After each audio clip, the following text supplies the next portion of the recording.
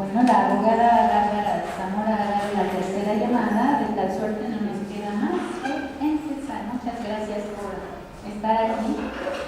A todas y todos sean bienvenidos aquí al local de Unidos que generosamente hoy nos presta su instalación para dar continuidad a este foro. En nombre de la Red de Apoyo al Consejo Indígena de Gobierno de la Magdalena Contreras, de la Red contra la Represión y por la Solidaridad y de la Red Zapatista, les damos una cordial bienvenida a este foro sobre el tema de la Ley de Seguridad Interior, segunda parte. Antes de darle la palabra a Bárbara, nuestra única invitada, no hace falta más, les voy a contar un poquito de los antecedentes del foro que nos tiene hoy aquí, como para actualizarnos, y enseguida escucharemos su palabra. Bueno, a este foro le hemos dicho que es segunda parte porque la primera parte de este foro ocurrió todavía cuando estaba sucediendo la campaña en busca de las firmas para Marichuy, y lo hicimos dentro de la demarcación de Contreras porque lo organizamos como foro de Magdalena Contreras. En ese momento pues fueron vecinos de aquella demarcación los que básicamente asistieron y participaron. También esa vez estuvo invitado el doctor Gilberto López y Rivas, y bueno, en aquel momento la abogada Zamora nos dio una conferencia bastante buena en la que fue analizando, desmenuzando esta ley de seguridad interior, y nosotros pudimos pues saber un poco más o enterarnos tal vez por primera vez de qué va, ¿no? Cuáles eran las características de esta ley, las condiciones que imponía, etc. Pasado este tiempo, bueno, han pasado muchas cosas, ¿no? Han pasado tantas como la misma elección, el día después, en fin. Y bueno, de las tantas cosas que pasaron, pues Bárbara creo que tiene bastantes cosas que contarnos, porque entre las cosas que sucedieron, pues quizá la más importante es que en mayo pasado, pues un juez concedió amparo y resolvió que la Ley de Seguridad Interior es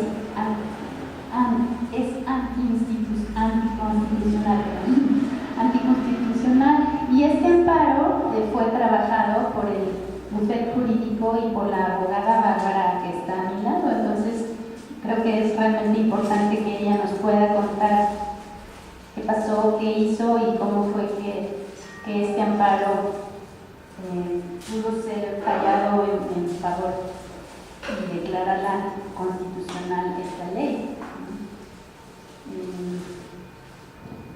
Pues eso es a términos muy gruesos lo que podría decirles antes de presentarles a Bárbara, quien supongo todos conocen o saben algo de ella, ¿no? Tal vez no requiere muchas presentaciones, pero bueno, ella estudió Derecho en la UNAM, ha estado siempre del lado de los pueblos, del lado de las luchas, ha participado con su saber y su ejercicio de abogacía en la defensa de pueblos y situaciones de injusticia, pues que va desde Apeco a muchas otras, ¿no? Finalmente, con esta Ley de Seguridad Interior, pues ella logra ganar este amparo, o más de uno, ¿verdad? Ahora nos va a contar, ¿no? ¿Y qué pasó, no? ¿Qué ha pasado con estos juegos del derecho, ¿no? pues yo creo que su solo nombre nos dice mucho, que la admiramos, tenemos también muchas expectativas sobre su trabajo con la ley, con las leyes y el derecho.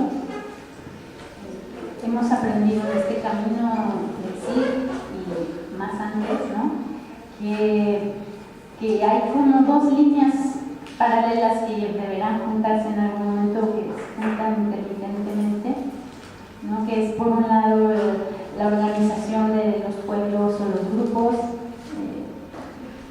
y por otro lado la parte jurídica, que esta segunda parte pues no podemos hacerla sin la colaboración de los expertos, ¿no? Bárbara es una de esos expertos o expertas. Estamos muy contentos que haya aceptado esta invitación. Sabemos que tiene cosas importantes que comunicarnos. Estamos aquí para escucharlo. Sigue llegando más personas, que bueno, que esperamos tantito. Y pues, sin más que esto que he dicho y agradecerle su presencia, voy a dar el micrófono a la abogada Bárbara Zamora. Gracias.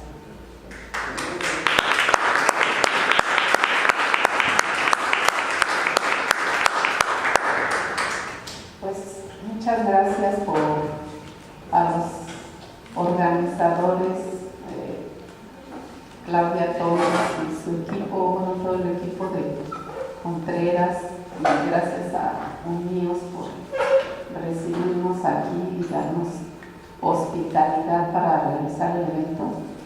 Y pues básicamente gracias por su presencia a todos y todas. Como decía también Claudia anteriormente, ya habíamos hecho, ellas organizaron otro foro para hablar de los peligros, de los riesgos que representa esta ley de seguridad interior cuando apenas se había aprobado, y pues no, digamos que no sería el caso de volver a repetir todo lo que la ley implica, o no sé si quieran, y una síntesis muy rápida de qué significa esta ley y por qué se considera pues muy peligrosa. Y pues en diciembre del año pasado se aprobó la Ley de Seguridad Interior, y el 21 de diciembre, casi como el día de la Navidad, el 21 de diciembre se publicó en el Diario Oficial de la Federación. Era como, bueno, se interprete como un regalo que se les daba a los militares, y pues básicamente al general de la Sedena, Cienfuegos, que todo el tiempo estuvo exigiendo su ley para que pudieran, él decía, trabajar. Y entonces pues le dieron la ley que él pedía, que por cierto, y entre paréntesis, sabemos que esta ley es prácticamente una copia, un vaciado de la ley orgánica de las Fuerzas Armadas. O sea, su ley orgánica, la norma que ellos tienen al interior de las Fuerzas Armadas es lo que ellos pusieron como ley de seguridad interior, con algunas cositas, cambios, pero en general esa es la idea o el objetivo de esta ley. Entonces pues sabemos que hubo grandes manifestaciones, no movilizaciones, sino manifestaciones verbales de gente que se oponía a que se aprobara la ley, y no solo al interior del país, sino también a nivel internacional. La Comisión Interamericana de Derechos Humanos y el Alto Comisionado de la ONU para Derechos Humanos pues protestaban, pedían que no se aprobara la ley porque era realmente riesgoso para el ejercicio de los derechos humanos aprobar esa ley. Pero de todas maneras pues a nadie escucharon los legisladores y aprobaron en la Cámara de Diputados y casi menos de un mes después aprobaron en la otra Cámara sin discusión prácticamente, y pues se aprobó y se publicó en el Diario Oficial. Entonces, a raíz de esto, nosotros consideramos que era pues muy importante que los ciudadanos protestáramos no solo con cartas y públicas y manifestaciones públicas, sino también en la vía jurídica. Y entonces pues nos dimos a la tarea de recabar firmas para promover amparos en contra de esta ley. Y en el caso del bufete Tierra y Libertad hicimos 2 amparos que son no individuales, sino son amparos colectivos. Y el primer amparo, donde suscribimos nosotros como parte del bufete Tierra y Libertad y otros profesionales y otros compañeros de organizaciones, presentamos, pero le tocó a un juzgado que pues ahí lo tiene y no lo ha resuelto. Y bueno, como viendo que le tocó a ese juzgado, que es el juzgado séptimo, y que ya tenemos malas experiencias en ese juzgado, entonces elaboramos rápido otro amparo con otros quejosos, o sea, con otras personas que lo firmaron, que en este caso pues son ejidatarios y campesinos y comuneros, indígenas, y pues presentamos un nuevo amparo y tuvimos la fortuna de que le tocara al juez octavo de distrito, y ese juez pues es pues digamos que más decente, ¿no?, que otros, y entonces afortunadamente nos tocó allí y él pues admitió la demanda de amparo, cosa que la Cámara de Diputados y senadores se opusieron y promovieron un recurso que se llama de queja para decir que no debió haber admitido nuestro amparo, porque los ciudadanos no tenemos interés jurídico para promover el amparo, porque según ellos no nos está, la pura entrada en vigor de la ley no nos afectaba en nada. Ese era su argumento. Entonces el juez pues tiene obligación de recibir la queja, y esa queja se va a otro tribunal que se llama tribunal colegiado, y ahí lo iba a resolver ese tribunal. Entonces el juez pues siguió el trámite de nuestro amparo, ofrecimos pruebas, entre las que ofrecimos para comprobar que la presencia de los militares en funciones de policía no había solucionado el problema que dicen ellos que salieron a solucionar, que era el de la delincuencia, y que en realidad ha aumentado la delincuencia, los muertos, los desaparecidos. Y entonces presentamos como pruebas los casos de Tlatlaya, Tanuato, Apatzingán y Tepatitlán, y bueno, todos los casos que se conocieron y que donde quedó plenamente documentada la participación de los militares en esas masacres de ciudadanos civiles. Ellos aducían o siempre aducen que son delincuentes organizados, pero aún si fuera eso, lo que tendrían que haber hecho es detenerlos y presentarlos ante un juez y juzgarlos en un proceso penal donde también se pudieran defender, porque esas son las garantías que tiene cualquier persona, pero con la justificación absurda de que son delincuentes, pues simplemente los matan, y esas masacres que conocimos pues fueron hechas directamente por los militares. Entonces parte de las pruebas que ofrecimos fueron estos casos, los documentos donde la CNDH en las investigaciones que hizo documentó todo esto. Entonces el juez pues nos dio la razón y el 9 de mayo nos notificaron la resolución de este amparo, que es el número 116 diagonal 2018, donde prácticamente la mitad de la ley el juez declaró que es inconstitucional. Son 33 artículos y él declaró 13 artículos inconstitucionales. 13 artículos, casi la mitad.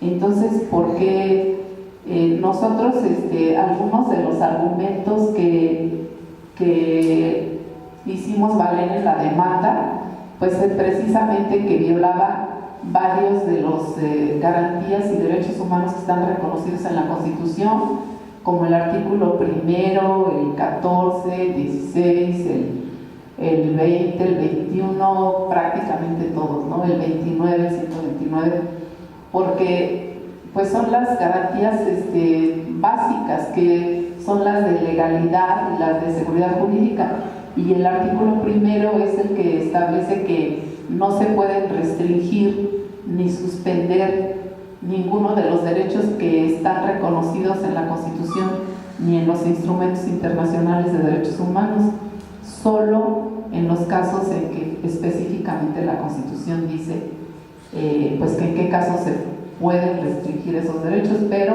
esta ley en realidad ya era restringir a priori todos estos derechos constitucionales.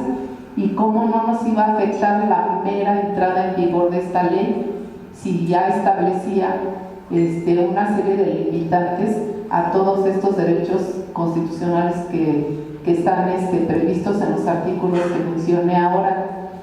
Y entonces el juez pues nos da la razón y determina que efectivamente todos esos artículos de la ley que creo que están ahí son inconstitucionales porque atentan contra los derechos que están establecidos en esos artículos de la Constitución. Pero también esta resolución del juez octavo es muy trascendente porque no solo declara inconstitucional prácticamente la mitad de la ley, sino porque también da unas direcciones o unos criterios que son pues muy claros y contundentes de cuáles son las funciones de las Fuerzas Armadas, y no son las de andar en la calle con el pretexto de que la delincuencia organizada está rebasando a la policía o a las instituciones civiles.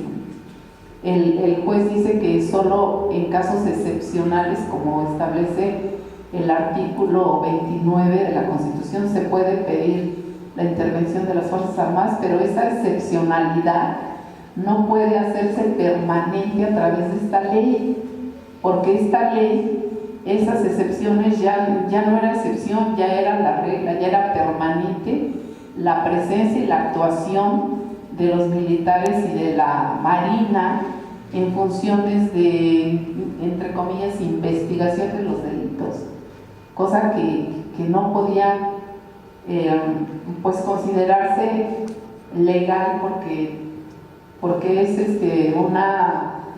una violación muy evidente, flagrante del artículo primero del 14, 16 y los demás. Y por lo tanto nos concedió el amparo. Una cuestión que nosotros también hicimos valer es que en el artículo 10 de esa ley se establecía que cuando no hubiera una disposición expresa en la Ley de Seguridad Interior se iba a aplicar la Ley de Seguridad Nacional. Y entonces estamos hablando de una ley que se aplica en caso de un peligro de invasión de un país extranjero, o sea, de un enemigo que invade el país, y solo en esos casos se aplica la Ley de Seguridad Nacional. Pero aquí se hablaba de aplicar esa ley junto con la de seguridad interior. Entonces nosotros decíamos que este artículo, este dispositivo legal, se constataba que esta ley en general tiene un diseño estratégico que se sustenta en la confusión deliberada entre las categorías jurídicas de seguridad nacional, seguridad interior y seguridad pública. O sea, utilizando indistintamente todo esto con una finalidad estratégica para aplicar cada una de estas, y en realidad considerarnos a todos los ciudadanos como enemigos, porque esa ley de seguridad nacional pues, es para aplicarse contra los enemigos externos. Entonces, es otro punto que nosotros consideramos que era muy importante, y también el artículo 20, donde se le daban atribuciones a las Fuerzas Armadas para que ellos fueran los que estuvieran al mando de los operativos cuando se hiciera la declaración de peligro a la seguridad nacional. Entonces, se supone que toda la ley partía de una declaratoria, y después de haciendo esa declaratoria ya eran los militares, y en especial un comandante nombrado por la Sedena y por la Marina, quienes iban a dirigir esos operativos, y que les iban a decir a las autoridades civiles que participarían, PGR y Gobernación y los demás, Policía Federal. El general era el que iba a decirles qué tareas les correspondía hacer a ellos, y los militares son los que iban a estar al mando de estos operativos. O sea, la autoridad civil totalmente subordinada a la bota militar. Y eso en una ley. Entonces ya eso era algo realmente aberrante, y claro que el juez, como pues perito y conocedor del derecho, dijo efectivamente esto pues es inconstitucional, y entonces nos da la razón en prácticamente todos los argumentos que nosotros hicimos valer en el amparo. Los puntos más importantes, en realidad los resolutivos del juez están en esas hojas que pues son la fotografía de los resolutivos de la sentencia, pero también hay otros puntos importantes que considera el juez, que el requisito de excepcionalidad, o sea, cuando realmente las Fuerzas Armadas pueden actuar, ese requisito de excepcionalidad implica también que la actuación de las Fuerzas Armadas debe ser de naturaleza temporal y no permanente. Suponiendo que hubiera una situación excepcional y que se solicitara la intervención de las Fuerzas Armadas, tendría que fijarse claramente que esa intervención es por un tiempo determinado y no para siempre, no permanentemente, y también la delimitación territorial, es decir, en qué lugar de la República, en qué estado, en qué ciudad se requeriría o existiría esa situación de excepcionalidad, donde se tendría que acudir a la participación de las Fuerzas Armadas. Entonces, en esta ley no había ni esos requisitos de temporalidad ni de delimitación territorial, y el juez consideró que pues los legisladores no tenían facultades para determinar en una ley la permanencia, la presencia y la actuación permanente, indefinida y a nivel nacional de las Fuerzas Armadas. y de la Marina. Ellos no tienen facultades para hacer eso, porque para que se determine una situación o una circunstancia de excepción, tendría que haber una declaración, como dice el artículo 29 de la Constitución, y en cada caso específico y concreto hacer una declaración, que en este caso lo que prevé la Constitución es que la haga el presidente de la República, pero aprobada por el Congreso de la Unión, por todos los secretarios, por la PGR, y una vez aprobado todo esto con delimitación de territorio y de tiempo, podría hacerse, pero no así como hicieron los legisladores para darle gusto a la Sedena de en una ley establecer todo esto que es aberrante. Y por otra parte, una cosa también muy importante que determinó el juez es que las Fuerzas Armadas nunca van a actuar, decía, por sí y frente a sí, y por sí y frente a sí. O sea, no pueden ellos por su lado estar actuando en esas circunstancias. Siempre, en caso de que se presentara esa situación de excepción, tendrían que actuar siempre bajo el mando de las autoridades civiles. No, las autoridades militares no pueden ellos hacer este tipo de actividades por su cuenta, ni menos ellos tener el mando de todo eso y subordinar a las autoridades civiles. Eso también el juez determinó que es inconstitucional.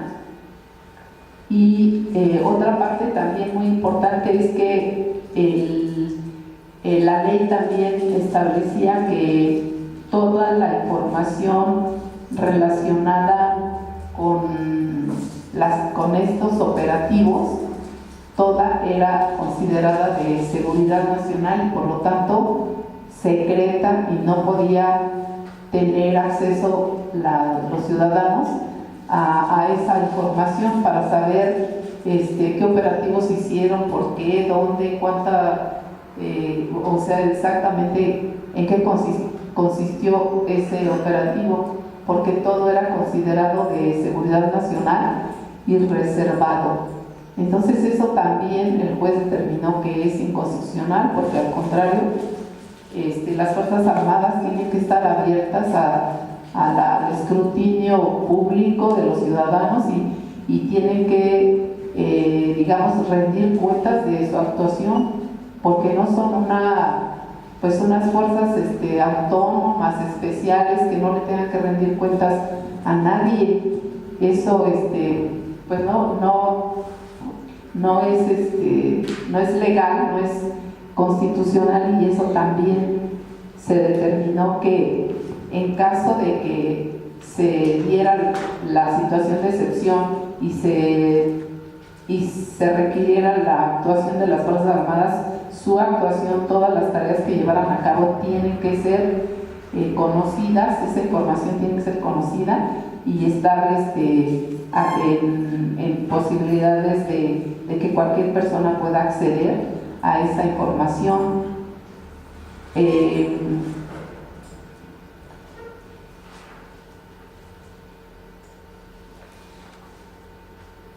También, el juez también determina que la actuación de las Fuerzas Armadas en funciones de policía implica actos que pueden ser de imposible reparación en perjuicio de los ciudadanos, y por eso es también que inconstitucional que anden así realizando este tipo de tareas, porque dice no están en el contexto actual. Exige comprender que la intervención de las autoridades militares en tiempos de paz implica la medida excepcional de solicitar al Instituto Armado que participe en tareas distintas a aquellas para la cual fue creado, y por ende que se introduzca un riesgo para el ejercicio de los derechos fundamentales de las personas, precisamente porque la autoridad militar difícilmente puede sustraerse al régimen del manto y adiestramiento para el cual fue creado. Pues fue creado para matar al enemigo. Entonces eso no puede, por eso realizar este tipo de funciones, porque dice aquí no se puede sustraer al manto, le ordenan algo y tiene que obedecer. Y luego ya los mantos, pues sí se fueron, obedecí, pero además fue un enfrentamiento porque ellos primero fueron agredidos y nada más repelieron la agresión. Entonces eso ya es un pretexto que no se puede aceptar y que con esta resolución pues ya queda descartada esa posibilidad. Y otra cuestión es que en casos de excepción la autoridad o los militares que cometan un delito en contra de los civiles tienen que ser juzgados por autoridades civiles, no por sus tribunales militares como lo han hecho hasta ahora, ¿no?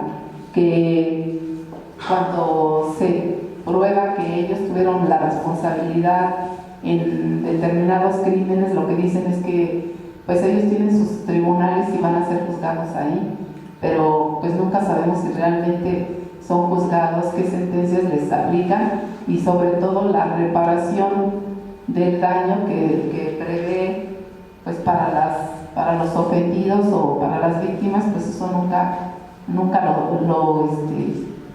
lo dice, porque seguramente no existe esa parte, ¿no? Y lo que yo entiendo es que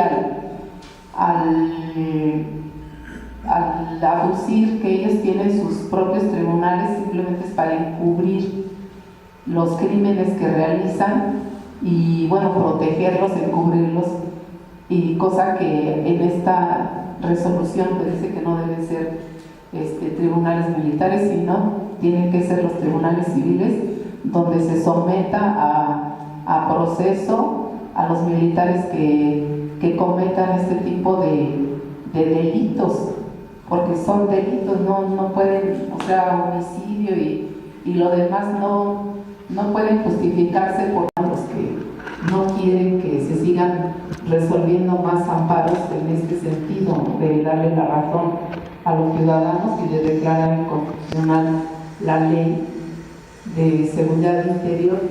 Pero yo creo que esta resolución, los amparos que ya se obtuvieron favorables, pues cambian la situación y la fuerza que tenía antes la Sedena para estar exigiendo estas cosas. Yo creo que fue muy importante que hayamos promovido en la vía pues legal los amparos y que sobre todo que el juez haya resuelto de esta manera. Entonces, pues esa es la situación ahorita. No sabemos hasta cuándo la Corte va a resolver y por cierto que creo que en el mes de noviembre ya dos de los ministros de la Corte van a terminar su periodo, creo que de 15 años, estuvieron ahí, y entonces se van a nombrar a 2 nuevos ministros de la Corte. Quién sabe quién irá a ser, quiénes irán a ser, pero no creo que sean gente de izquierda o no, radicales, porque como ahora ya va a haber otro gobierno, entonces le va a tocar proponer a los ministros de la Corte, al nuevo gobernante. Pero bueno, yo no creo que vaya a cambiar nada.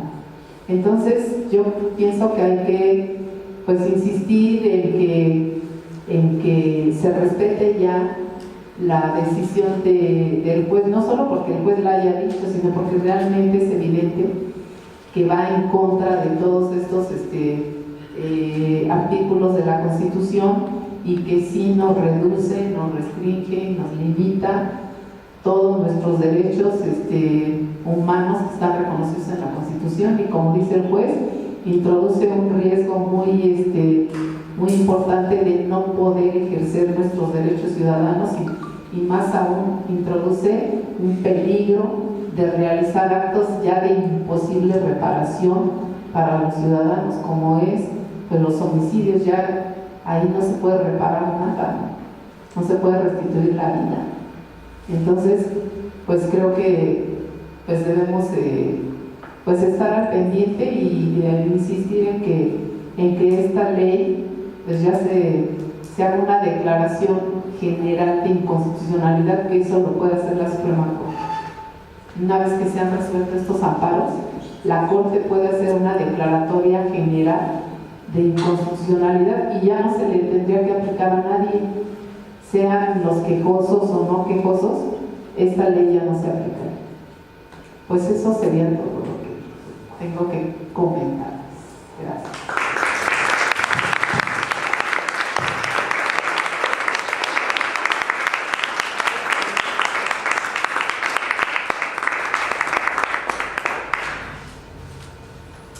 Bien, muchas gracias, abogada Bárbara Zamora, por actualizarnos y compartirnos lo que ha sido el desarrollo de este trabajo por el amparo. Creo o imagino que algunos o varios de ustedes tendrán un comentario o pregunta. Antes de pasar a ese punto, solo quiero pedirles que sean breves, considerando el tiempo de todos, como formular breve y directa la pregunta o el comentario. Ahora empezamos con usted, compañero. Esperen un segundito y le doy la palabra. Esperen un segundito. Bueno, ya sí se ve que vamos a lograr esta conversación. No sé si sean de mi opinión, pero aquí yo veo muy claramente la paradoja del derecho expuesta, ¿no? Desde un punto de vista, el derecho es como el instrumento privilegiado del poder para su reproducción. Y aquí, con lo que están haciendo abogados como la compañera, pues vemos que el derecho no es para el beneficio del poder, sino para buscar la justicia. Y claro que necesitamos muchos abogados así. El juez del que has estado hablando, Bárbara, es Fernando Silva García, ¿no? Bueno, parece que también está del lado de la justicia, ¿no? Y yo había pensado y hablado en el foro anterior que México había entrado en la era del posderecho, pero el derecho continúa al lado de nuestras luchas también, y no podemos esquivarlo ni superarlo, porque también está de este lado. A ver en qué se va a convertir cuando finalmente haya justicia, ¿no? En derecho. Bueno, entonces, pues bueno, también yo tengo algunas preguntas, pero las voy a dejar para después.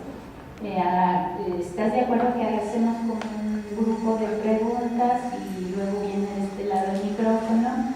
Nuestro compañero de lentes que estaba, usted va a comenzar. ¿Alguien más después del compañero? Y luego pasamos al más del micrófono. Tengo que pasar el micrófono para que quede registrado. Sí, hablar cerca del micrófono, Está compañero. transmitiendo en tiempo real. Ajá. ¿Alguien sabe cuántas personas están viendo este foro? No dice. Rápidamente, Bárbara. Está bien, qué bueno que hay un juez más o menos adecuado buscando la justicia. Creo que hay más jueces. Ahora, ¿qué tan importante sería que otras organizaciones que no han promovido amparos puedan seguir promoviéndolos, aunque la Suprema Corte tenga parado el proceso? Y por el otro lado, creo que también es importante que las organizaciones que nos encontramos representadas en muchas partes, qué tan conveniente es hacer presión directamente sobre la Suprema Corte, porque si no esto se va a ir a las largas y pareciera que el derecho está hecho para enredar más todo, ¿no? Entonces estas serían las dos preguntas concretas, ¿no? ¿Qué posibilidades hay en esos dos casos? Compañeros, ¿por qué pasar el micrófono? ¿Compañero de su camisa negra? Sí, gracias. Me preocupan los términos de, bueno, el tiempo puede, a mi entender, escaso entender, puede ser prácticamente infinito que se resuelva o no el amparo. ¿Qué instrumentos tenemos para el caso de que pase el tiempo y no se resuelve? Y por otro lado, ¿qué ocurre? Acabamos de ver el fin de semana el intento de agresión a las comunidades de Michoacán y los militares arguían que los amparaba la ley de seguridad del interior. Entonces, ¿qué tenemos en este momento como defensa? ¿Alguien más por ahí aprovechando la vuelta del micrófono?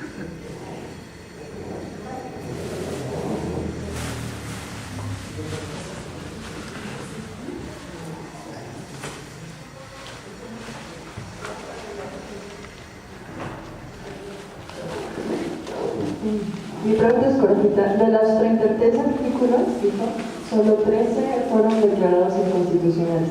¿Esos fueron los que ustedes objetaron en la ley de amparo? O sea, esos 13 que ustedes que declararon inconstitucionales eran los que ustedes decían que contra los que se quejaron, contra los que se ampararon, o quedaron fuera dentro de los otros 33?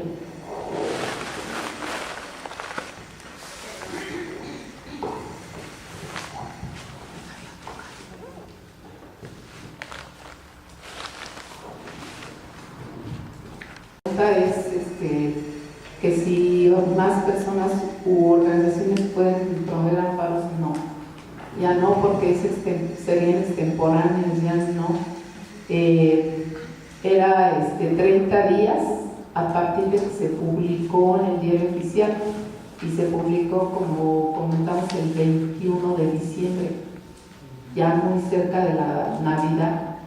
Del 21 de diciembre eran 30 días hábiles para ampararse. Creo que los primeros días de febrero terminaban los 30 días, entonces ya hoy no, ya es no se puede porque es extemporáneo.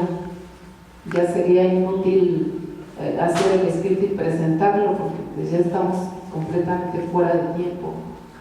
Que si se puede hacer la movilización a la Corte, pues sí, yo creo que actos de presión, cartas o movilizaciones o todo tipo de acciones que tengan como objetivo pues decirle a la Corte que ya resuelvan, porque a lo mejor a nosotros aquí ahorita no nos está afectando esa ley, pero en el caso que comenta el compañero, que en Michoacán se hizo pues un acto de represión y todo, y que los soldados dicen que los ampara esta ley, pues es que efectivamente cuando la ley se publicó en el diario oficial pues ya entró en vigor y se aplica en todo el país, pero tiene que haber la famosa declaratoria de riesgo, de peligro a la seguridad interior, y esa declaratoria tiene que ser por escrito y tiene que hacerla el presidente, y hasta donde sé no ha hecho ninguna declaratoria. Entonces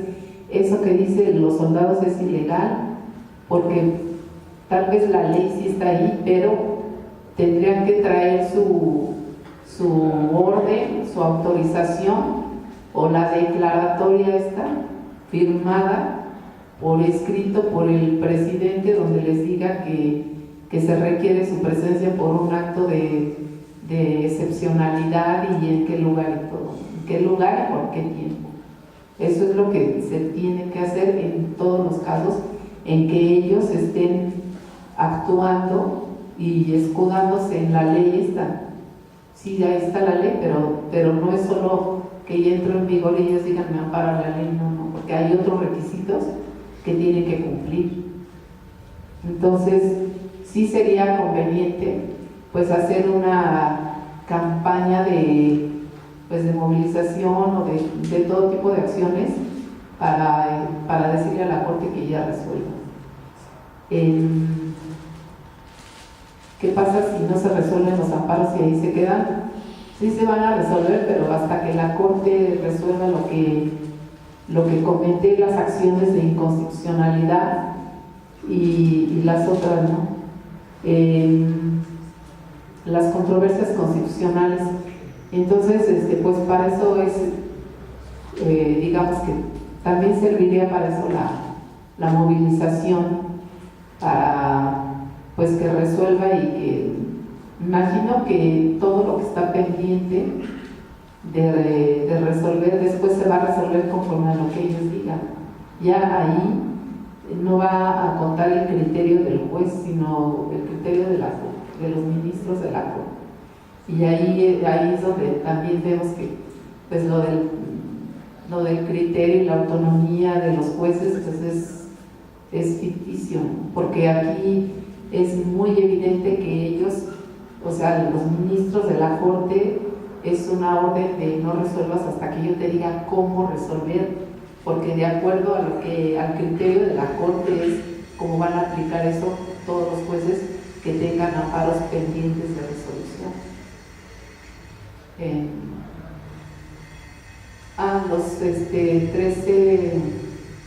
Los 13 artículos, nosotros pusimos en el amparo que contra toda la ley en general, pero especialmente contra esos 13 artículos, porque son los que considerábamos más graves, porque otros hablan de que las instancias se coordinarán o cosas que digamos a nosotros directamente nos afectaban, a los ciudadanos, y por eso argumentamos sobre 13 artículos y el juez no puede de oficio ponerse a estudiar los demás para ver si son o no son constitucionales, porque esos no los impugnamos. Sí impugnamos la ley en general, pero nos dijeron especifica qué artículos son los que te afectan o te agravian o te causan un perjuicio. Y por eso dijimos esos 13. Yo nunca me imaginé que realmente iban a declarar inconstitucional 13 artículos. Pensé que a lo mejor un artículo o dos que se veían más aberrantes jurídicamente, pero declaró inconstitucionales los 13 y pues que bueno, a lo mejor si hubiéramos sí argumentado en cada uno, pero ya no, lo hicimos también porque por el tiempo ya nos costó un poco de trabajo recabar las firmas para presentar el amparo en tiempo, entonces estábamos ya a última hora recabando firmas y parte de ese tiempo de los 30 días también lo ocupamos en recabar las firmas. Y en el caso que comentamos, el amparo 116, pues son ejidatarios del Estado de México y de varios municipios del Estado de México. Entonces unos venían a firmar al despacho y otros llevábamos las hojas para verlos en los tribunales, porque trabajamos litigando asuntos de ellos, y bueno, fue un poco complicado recabar las firmas por eso.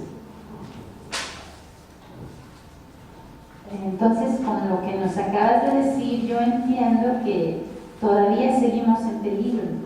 Es decir, que este amparo que ustedes han hecho, bueno, lo que yo entiendo entonces es que se mueve en un campo teórico que merced a él se ha podido demostrar, y merced a las argumentaciones que ustedes han puesto ahí, se ha podido demostrar que es una ley anticonstitucional, pero que sigue vigente, y que si en algún momento el presidente decide aplicar su poder en favor del ejército, esto puede ocurrir.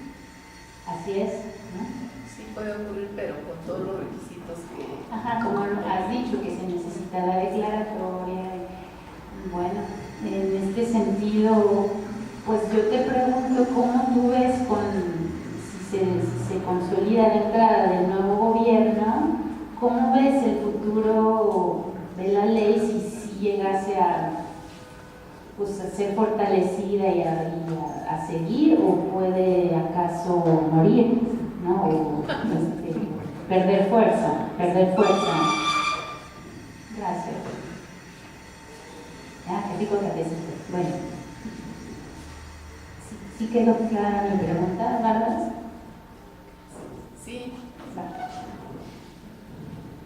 No, perdón. ¿Alguien más si deseas formular su pregunta? Adelante,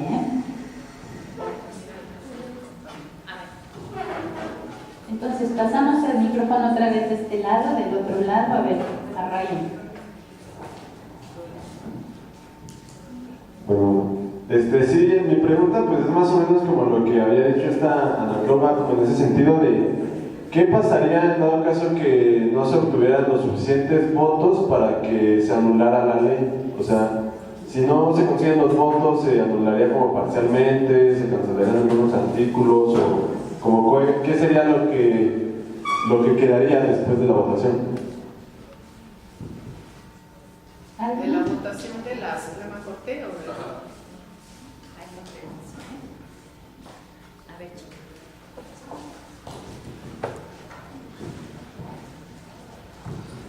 respecto a las firmas que se recabaron, si había como un requisito de un número de firmas para que el amparo fuera aprobado, y la otra es que no sé si fue como una cuestión de suerte o ustedes eligieron el amparo, lo emitieron directamente hacia ese juez que, como tú decías, tenía otro argumento distinto, y que eso fue como algo que les ayudó para que tuviera resolución el amparo, o si ahí mismo en la corte el amparo se elige al azar entre los jueces.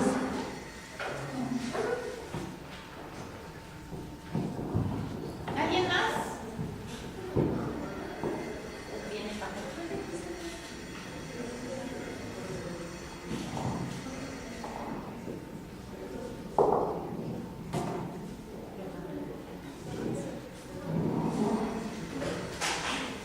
Bueno, yo pues no creo que vaya a cambiar lo de la ley con la entrada del nuevo gobierno.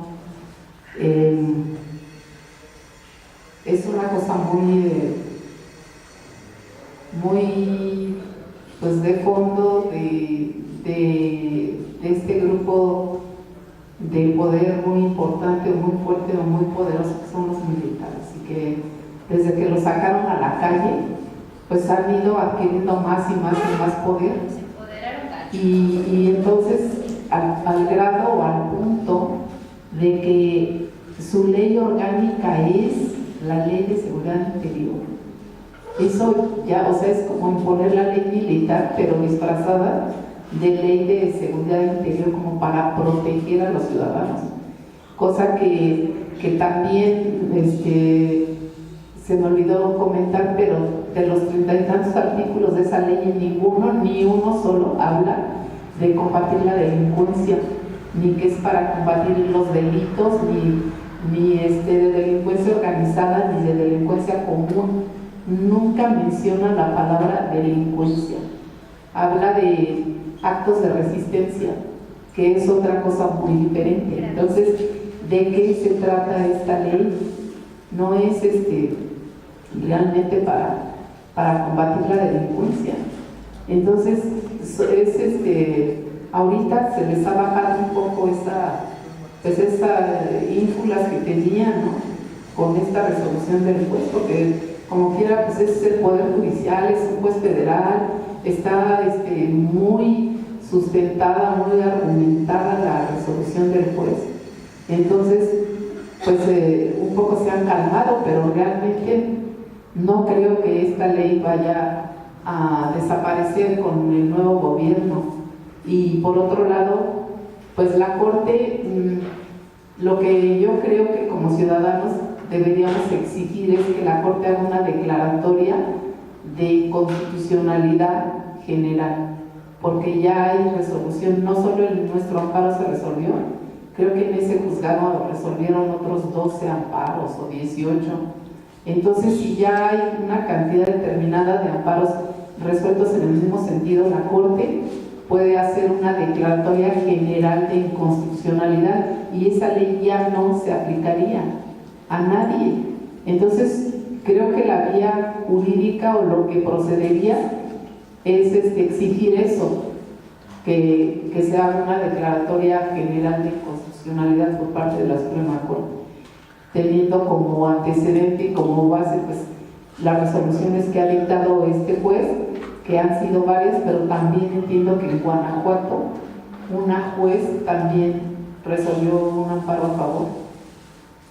Entonces, si ya hay varias resoluciones en un sentido de declarar inconstitucionales la mitad de esa ley, yo creo que la Corte sí puede, sí podría, y tiene atribuciones para hacerlo, declarar en general la inconstitucionalidad, pero pues no creo que lo vaya a hacer.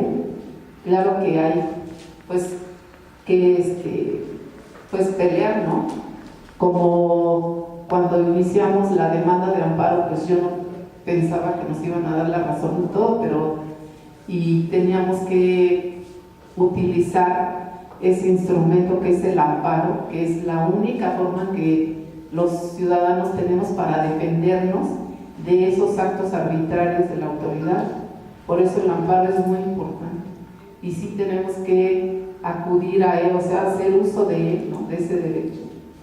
Y bueno, el requisito para el número de firmas, pues no había ningún requisito, queríamos nosotros, podía ser una sola persona, pero queríamos llevar amparos colectivos y que lo firmara la mayor cantidad de ciudadanos para que, digamos, pues evidenciara que no era una sola persona, sino eran cientos de ciudadanos que estaban en contra de eso, ¿no?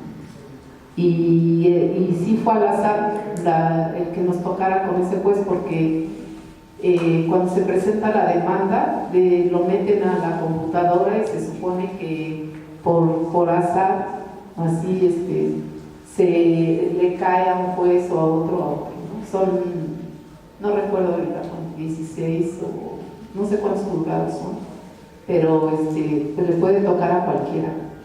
Y entonces por azar nos tocó el octavo del distrito, que ese juez es el hijo del que fue presidente de la Corte, el ministro, no, ¿cómo se llama?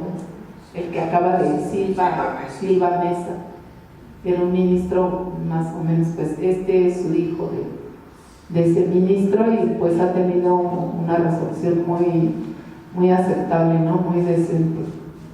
Y bueno, a lo mejor sí hay otros jueces, pero hasta ahorita pues el que ha hecho esto, y que yo pienso que también fue un acto como de valentía, porque no suspendió el procedimiento a raíz de esa queja, que la mayoría o todos los demás jueces sí suspendieron el procedimiento y él no, y además dictó la sentencia a pesar de que estuviera en suspenso esa queja.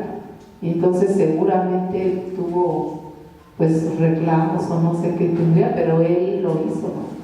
Y creo que también es importante hacer notar el trabajo de este juez. Pues creo que ya son todas las preguntas. Que muchos litigios son muy favorables porque ponen mucho empeño en ello, y un empeño que viene hacia abajo y a la izquierda, que es lo que siempre agradecemos mucho. Y ahora pues nos da gusto que hubieras ganado ese amparo interpuesto, pero pues no debería sorprendernos, ¿verdad?, la reacción del Estado y de las fuerzas castrenses, pero sí es una reacción desproporcional, ¿no?, ante algunos amparos, y de repente algo que es inédito, ¿no?, es una forma de actuar muy autoritaria, muy contraria a la Constitución, pero cada vez se ve más, ¿no? O sea, va creciendo y nosotros cada vez estamos cayendo. El actuar de casi todos los que estamos aquí, todos los días, es resistir. Así es que la ley casi viene contra nosotros, ¿no? Así es. Desde Mujeres y la Sexta, nosotros también otros grupos de mujeres que nos hemos estado reuniendo, pues vemos que estas instituciones, sobre todo Marina, la Defensa, han cometido graves violaciones a los derechos de las mujeres, ¿no? Tortura sexual, feminicidios, y que siempre queda impune, jamás. O sea, si alguien cae en manos de estas fuerzas, pues hombre o mujer, pero pues si es mujer, además violación y además es toda esta tortura sexual, nos preocupa mucho, porque ¿qué va a pasar? Se juzgan entre ellos mismos, se perdonan entre ellos mismos y nunca pasa nada, ¿no? Entonces, pues esto que propone, ¿no?, que hagamos una campaña y nos movilicemos, creo que es lo menos que podemos hacer, ¿no? Y sabemos que este no es un espacio resolutivo, pero sí nos podemos llevar de tarea, llevarlo hasta nuestros espacios para tratar de conjuntar una acción. Y pues si tú nos apoyas con los elementos de los conceptos, ¿no? Para no estar pidiendo lo que no debemos, no vayamos a hacer lo contrario de lo que queremos. Y justo porque sí, algunos dicen, si es enredado, pues no es nuestra materia, ¿no? Pero bueno, tenemos quien sí sabe muy bien todos estos conceptos y todas estas formas, y pues no sé qué destacar, pero pues si algunos estamos en diferentes redes de apoyo, en diferentes municipios, y unos que están en la transmisión que no han podido llegar, ¿no? Por cuestiones del trabajo, etcétera, de la distancia. Hoy afortunadamente no llovió, pero pues comentarles, hacerles llegar esto y que sí hagamos cosas, no sé si dislocadas, y esta vez también ante las embajadas valdría la pena hacerlo, o aquí ante la Suprema, dicen, ¿no? Ante la Suprema Corte de Justicia, o la Suprema Corte de Justicia, que le queda ya mañana bien cerquita, ¿no? Entonces, pues bueno, esa es mi participación. Muchas gracias. Bueno, mencionar también que originalmente esta convocatoria venía solo de la red de apoyo al Consejo Indígena del Gobierno de Magdalena Contreras, pero al llegar acá, pues también los compañeros de la Red contra la Represión y por la Solidaridad se sumaron, y también la Red Movimiento y Corazón Zapatista. Así es que, pues fuimos los tres que organizamos, que lo sacamos, lo desterramos un poco de Contreras, pero regresaremos, ¿verdad?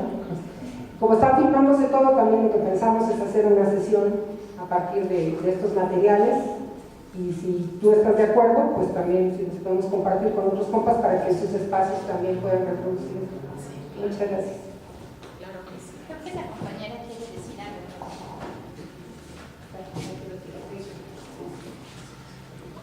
Buenas tardes, compañeras y compañeros. Yo creo que todo lo que se ha dicho aquí es muy importante, nombrar y poder decir la función, las arbitrariedades, los crímenes que constantemente comete el ejército, la marina, en fin, todos los aparatos policíacos. Siempre ha sido difícil, pero particularmente el ejército. O sea, desde los 70s, por decir, los partidos oficiales y las instituciones, diputados, etcétera, se autocensuraban. Nadie se animaba a decir: el presidente de la República es el responsable porque es el mando, el jefe supremo del ejército.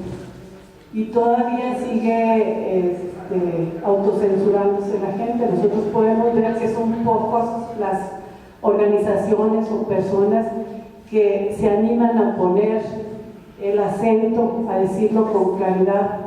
Y bueno, pues yo creo que es importante que nos llevemos la tarea para consultar, empujar en la red contra la represión, reunirnos para ver qué respuestas, qué iniciativas hay al respecto. También está la resolución que dictaminaron en relación a los 43 de Ayotzinapa, y que nombran particularmente una demanda que los familiares hemos levantado desde los 80, la exigencia de que abran todos los cuarteles en cualquier tiempo, momento, calendario, lugar, para inspeccionar, para buscar a nuestros compañeros. Y obviamente los militares tienen toda la información, y bueno, lo que han documentado, lo que documentó la compañera Bárbara, pues es concreto, son pruebas concretas, y esto ha sido el calvario que las organizaciones, los luchadores sociales han recorrido durante muchos años, y no es el rollo, la cuestión ideológica, simplemente son hechos, resultados. Y por eso en la Sexta y en la red nos oponemos contra el sistema capitalista, contra esta rueda de la represión. Entonces, pues, a mí y a nosotros nos gustaría, hablando con más compañeros, si ya nos puedes pasar materiales para empezar a difundir, a trabajar. Creo que hace mucha falta esto para tomar más conciencia y ver quiénes se pueden sumar a las tareas en todos lados. Gracias.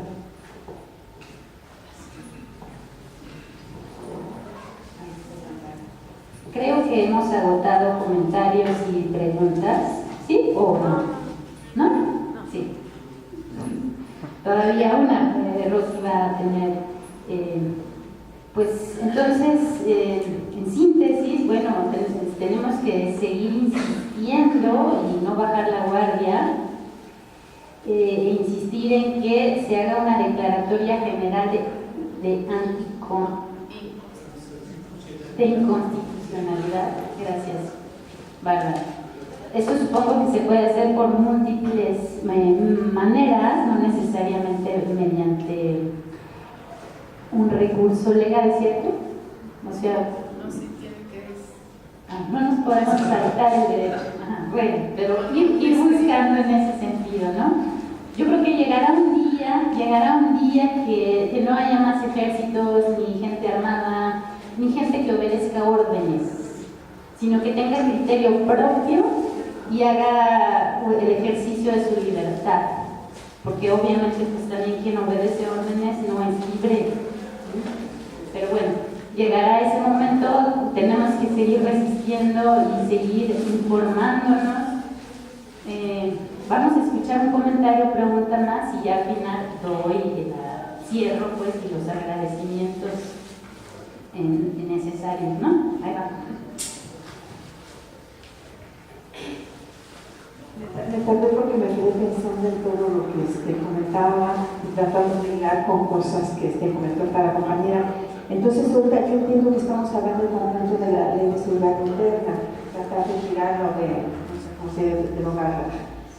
Sin embargo, en todo lo que estuvo exponiendo, no sé si lo entendí mal o esa cosa así, pero yo entendí que ya de por sí, desde antes de la ley, ya hay varias violaciones de parte del ejército. Mencionaba que los actos del ejército deben ser divulgados y vemos que los padres de Ayotzinapa están peleando desde hace años para que se abra esa información. Ya desde ahí yo creo que es una violación. También menciona de que el ejército no debe andar en las calles. Yo vivo entre Tijuana y Ciudad de Nezahualcóyotl y en los dos lados desde hace años ya nos acostumbramos a ver camiones llenos de militares. Eso desde antes siquiera de la ley de seguridad interna. Y también menciona de que cuando cometan actos contra civiles deben ser juzgados por leyes civiles y vemos casos como Tlatlaya, que no es la situación. Entonces, si lográramos que se quitara la ley esta, ¿qué se puede hacer para combatir esto? Porque ya desde antes están haciendo violaciones. Entonces, ¿qué más se podría hacer? Cambiar nuestro país. Pues precisamente cuando empecé la conversación decía que el general Cienfuegos, el de la Sedena, estaba pidiendo esta ley porque decía que necesitaban una ley para trabajar, digamos, tener un marco jurídico, decía él, para que siguieran en las calles, precisamente porque desde que Calderón lo sacó a la calle a hacer funciones de policía, pues su presencia es ilegal y es inconstitucional. Sí, la gente cada vez, bueno, no creo que se acostumbren a ver a los militares ahí, porque sería acostumbrarse a toda la arbitrariedad y todos los actos atroces que cometen. No nos podemos acostumbrar a eso, pero precisamente como están ilegales haciendo funciones de policía en la calle, entonces por eso ellos pedían una ley, un marco jurídico para poder seguir en la calle, pero sin consecuencias jurídicas, sin tener ninguna consecuencia de que se les acusara en tribunales, tanto internos como internacionales, por las masacres que han cometido. Ellos quieren seguir en las calles, pero que nadie les diga nada, que tengan esta ley que los ampare para que maten como quieran y hagan lo que quieran. O sea, ellos, es como su permiso para matar a diestra y siniestra, y que no les pase nada, que no se les toque ni con una crítica, porque todas estas masacres que han cometido y que se han documentado, se ha, pues digamos que se ha hecho un juicio público una condena pública de la sociedad a ellos por estar haciendo eso, por estar en las calles cometiendo todo tipo de crímenes y de actos ilícitos. Entonces por eso ellos pedían esta ley y que sí ya estaban actuando, pero de todas maneras esa actuación se podía reclamar y llevarlos a juicio, pero con esta ley ya no se podría hacer nada, porque todas sus actuaciones, cuando le disparan a esta familia desde el helicóptero y los matan, hacía sangre, a vil asesinato, eso se puede, digamos, claro, como también dice el juez, son actos de irreparables, de imposible reparación, porque ya los asesinaron, pero eso se puede, digamos, llevar a juicio, que los castiguen, que respondan por esos actos, pero con esta ley pues ya eso no sería posible, porque se escudarían en esta ley que todo está permitido bajo esta ley, y por eso es que esta ley es muy importante que ya no se aplique, que todo lo que dijo el juez pues se ponga en práctica, de que ellos no pueden estar haciendo eso, y que en casos como estos de Tlatlaya, los que mencioné, pues tienen que ser llevados a tribunales civiles donde se les den 100 años de prisión o lo que les corresponda, ¿no? Por eso es que ellos querían esta ley. Sí, efectivamente, desde la época de Calderón están en la calle cometiendo crímenes, pero quieren seguir cometiéndolos sin ningún problema. Un comentario final nada más rápidamente. De Calderón para acá. De Calderón para acá se trata de justificar, precisamente haciendo todo esto en las ciudades. Pero nosotros en Guerrero, desde los años 70, tenemos militarizado el Estado, con retenes que no son legales. Ningún retén policíaco, menos militar, puede ser legal. Tenemos pueblos exterminados en la época de los años 70 y 80, donde llegaban los militares, sacaban a los hombres, los fusilaban en la cancha y los echaban a fosas. Una comisión de la verdad que no tuvo resultados sobre los crímenes de la guerra sucia. La militarización ahora iba escalando poco a poco para llegar a ser la militarización no más de Guerrero y de Oaxaca, ni de las sierras, sino llegar a las ciudades y a nivel nacional. Eso, como dice Bárbara, es lo que se pretendía, darle legalidad a lo que el ejército ha venido haciendo durante muchos años en todo el país, sobre todo en los estados más golpeados. Que otra. No regresen. Buenas tardes, me da mucho gusto que la abogada Bárbara Zamora nos está compartiendo este trabajo que tiene. Para mí, mi respeto, es una buena abogada, y ahora ella decía que a lo mejor llega la suerte que lo aprobaron esto, pero yo sé que no es así. Ella estudia mucho con esas leyes y va y sabe que dónde va a llegar, y entonces es por eso que pues ganó este amparo. Y lo digo así porque cuando fui presa, ella fue mi abogada y nunca se cansó hasta que me vio afuera, y es una buena abogada que para mí me respeto, por eso digo. Y sí, me gustaría lo que está diciendo esa campaña que se va a hacer, para mí es muy importante, porque no lo está hablando un ciudadano, el pueblo puede hablar en general, ya que ya está ganado esto, y entonces no pueden decir que sí y después pueden decir que no, sino que hagan esa declaratoria, como lo que dice la abogada, en general, para que pues sí, sea de mano que sí lo van a aplicar. Como decía el compañero, en Chiapas, ¿cuántos retenes tenían ahí por eso decíamos, fuera del ejército de él, ¿no? Y entonces, pero como no les convenía, pues ya lo hicieron conforme leyes, conforme derechos, que sí nos pueden matar sin que digamos nada.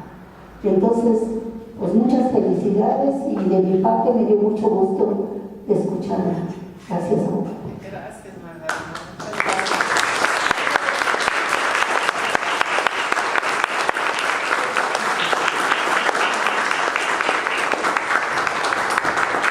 Me da mucha alegría, mucha emoción.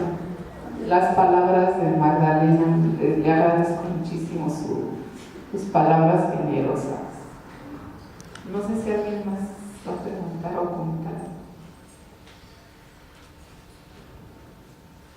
Pues si están de acuerdo, y como dice Magdalena, pues no es un ciudadano que lo pide, sino todo el pueblo que reclama algo.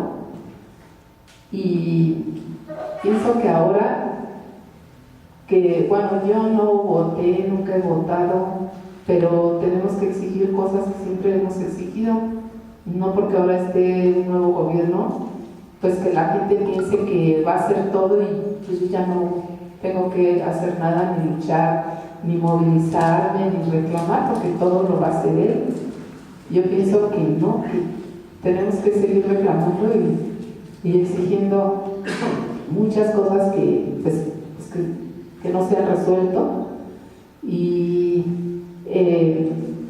puedo yo hacer una cuartilla nada más, o bueno, 2 párrafos para circularlos, donde pidamos que la Corte, bueno, exigir que la Corte, que la Corte haga esa declaratoria general, porque yo recuerdo que cuando hicieron la nueva ley de amparo, hicieron así con pompo y platillo, anunciaron que ya estábamos en otra fase y respeto a los derechos humanos, y siempre es pura demagogia. Entonces, una de las cosas que argumentaban y cacarearon hasta el cansancio es que ahora el amparo ya iba a tener efectos generales y que no iba a proteger solo al ciudadano o al quejoso que se amparaba, sino que iba, en el caso de estas leyes declaradas inconstitucionales, que ya iba a proteger a todos los ciudadanos y no se iba a aplicar, aunque no se hubieran amparado. Pero ya después en la ley pusieron como requisito que la Corte hiciera una declaratoria especialmente para declararla inconstitucional de manera general. O sea, ya le pusieron un requisito, un candado, cuando si ya se declaró inconstitucional, pues ya no se debería aplicar a nadie, porque es incongruente, absurdo, que si todos estos artículos violan la Constitución, pues a todos nos la sigan aplicando. Entonces, ¿en qué clase de Estado de Derecho estamos? Como ellos alegan siempre que es el Estado de Derecho. Entonces, yo puedo hacer 2 parrafitos para solicitar esto a la Corte y circularlo y llevarlo directamente y por todos los medios que podamos hacerlo llegar, para exigir que se haga la declaratoria general de inconstitucionalidad. Porque es como decía Magdalena, pues no puede decir que sí y luego ya que no. Sí, porque ya el juez nos dijo que sí tenemos razón, y ahora ni modo que la Corte diga que siempre no, y que entonces todos tenemos que aguantar la bota militar encima. No puede ser. Entonces, si están de acuerdo, lo haría, y ya se los mando con Claudia o con quien ustedes, y ya para que circulen. Sí. Bueno.